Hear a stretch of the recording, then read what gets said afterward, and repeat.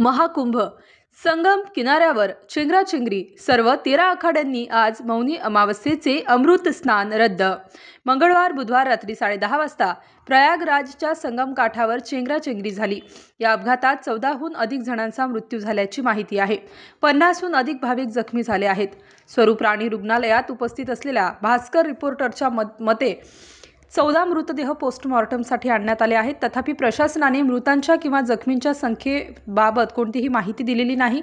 चेंगराचेंगरीनंतर प्रशासनाच्या विनंतीवरून सर्व 13 आखाड्यांनी आज मौनी अमावस्येचे अमृत स्नान रद्द केले।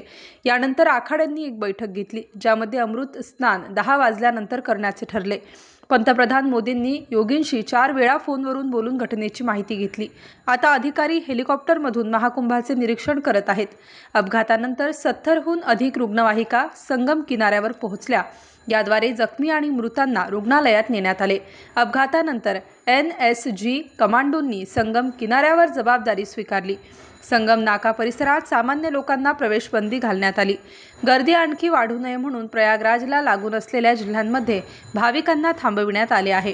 तिथे प्रशासनाला सतर्क करण्यात आले आहे। याच्या एक दिवस आधी म्हणजे मंगळवारी 5.5 कोटीहून अधिक भाविकांनी संगमात स्नान केले। संपूर्ण शहरात सुरक्षेसाठी 60,000हून अधिक सैनिक तैनात आहेत।